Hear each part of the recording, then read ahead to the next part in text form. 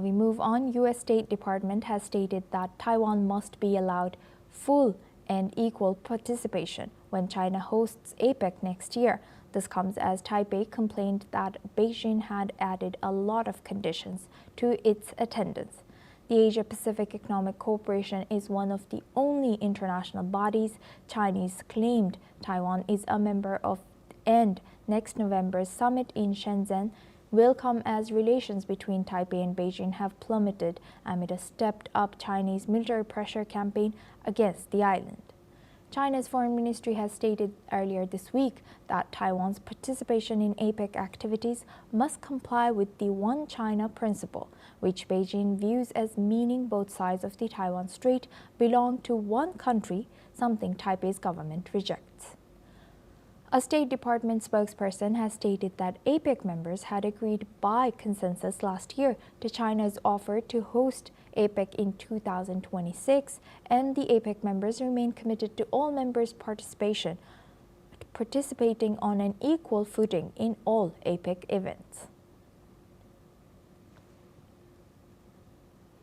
U.S. State Department has stated that Taiwan must be allowed full and equal participation when China hosts APEC next year. This comes as Taipei has complained that Beijing had added a lot of conditions to its attendance. The Asia-Pacific Economic Forum, Economic Cooperation is one of the only international bodies Chinese claimed Taiwan is a member of. And next November's summit in Shenzhen will come as relations between Taipei and Beijing have plummeted amid a stepped-up Chinese military pressure campaign against the island. China's foreign ministry has stated earlier this week that Taiwan's participation in APEC activities must comply with the One China principle, which Beijing views as meaning both sides of the Taiwan Strait belong to one country, something Taipei's government rejects.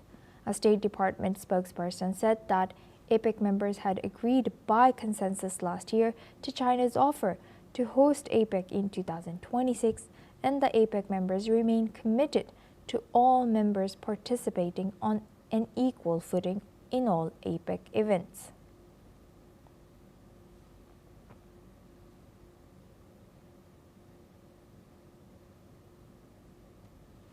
Now for this discussion, we welcome Colin Chong-Yu-Keat. He's in Foreign Affairs, Security and Strategy Analyst, joins us live from University of Malaya, Kuala Lumpur. Thank you very much, Professor, for joining us. Welcome to NewsX World. Now, looking at Taiwan's upcoming participation in APEC, how do you think would Taiwan do? How might Taiwan's participation next year test the limits of China's One China policy? Well, we have seen how the Taiwan issue has been a main debacle and is increasingly being used as a pretext by Beijing to force concessions and to accuse other players of violating the One China policy. And we have to realize that it is an economic platform. It is APEC, and and it doesn't have to be used as a convenient front by Beijing to force other players to conform to his own perception of his norms or principles of the One China policy.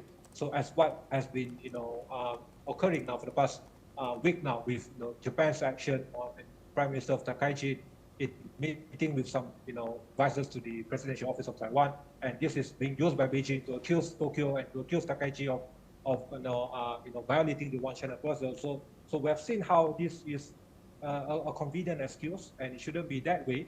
And Taiwan has its own economic liberty to increase its own economic prosperity within the rules and the norms of the One China policy. So I don't see this as an utter violation of the sovereignty and principles of the One China policy as well as been accused by Beijing so far. And do you think could these disputes over Taiwan's role in APEC further strain cross-strait relations or cancel its upcoming participation in APEC summit for Taiwan next year? Well, we have seen the same thing happening now with the intent, the bid by Taiwan to be also part of different global organizations, especially the World Health Organization.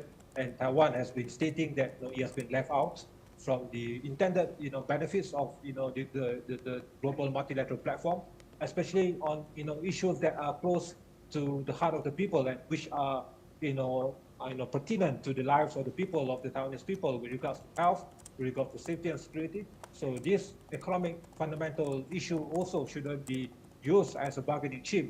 So with regards to the participation and that being used as a convenient platform, I will see that Taiwan will have the back, we have the support of like-minded allies and supporting players, including Japan, increasingly including from Southeast Asia, and to push back against the narrative by Beijing. And we have also seen how Trump has maintained the policy of strategic ambiguity, but notwithstanding so, the support, the readiness by Trump to also show full support to Taiwan, and Taiwan can also be used as a great factor in terms of Trump's overall capacity and negotiating card with President Xi. So I don't see that to be in the negative favor of Taiwan. I will see that in the months to come, Taiwan will have a lot of backing in terms of economic and security perspective, especially under the watch of President Trump.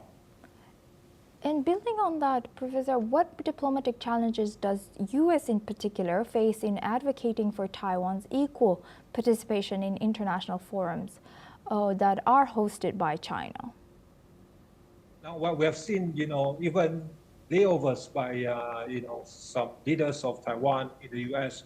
are also being used, as a front by Beijing, and we have seen that have also caused, reservations, and we have also seen this ruckus being caused by Pelosi's visit a couple of years ago, and this shouldn't be a factor. And as much as the calculations are made within the normative rules of the One China policy, and without violating the One China policy by the U.S., the U.S. has stated repeatedly that it still respects the One China policy. By receiving these visits, they don't by any way violate the intent by U.S. to of the One China policy. So there's no intent at all by Washington to violate this order or to recognize the independence of Taiwan at the expense of Beijing. So we don't see that happening. And President Trump knows this. And of course, there won't be any intent towards that part, because knowing that how it will be used by President Xi to accuse Washington of causing these violations, and which will then be used as a convenient pretext for Beijing to up the ante of further confrontations, and also of course to use the tariff measures as part of the action. So I don't see that happening. This move by Washington to use Taiwan as a bargaining chip to further strain the ties with Beijing. President Trump knows this better. Right. With that, I would like to thank Professor Collins Chong-Kyu-Keat for joining us as a Foreign Affairs Security and Strategy Analyst from Kuala Lumpur. Now we move on and we stay in the region. The death toll from Typhoon Kalmaegi in the Philippines has now risen to 114 people, with 127 still missing. The storm has regained strength as it moved towards Vietnam, where 350,000 people have been evacuated due to expected flooding and damaging winds. In Cebu Island, the hardest hit province, floodwaters have revealed flattened homes and overturned vehicles. Over 200,000 people were evacuated before the storm, with many returning to destroyed homes and starting cleanup. The new storm developing east of Mindanao could strengthen into a typhoon, raising concerns for next week. Kalmaegi is the 20th storm to hit the Philippines this year and comes just after a deadly earthquake in Cebu. Authorities in Vietnam are mobilizing for evacuations and recovery, with airport operations in Vietnam expected to be impacted.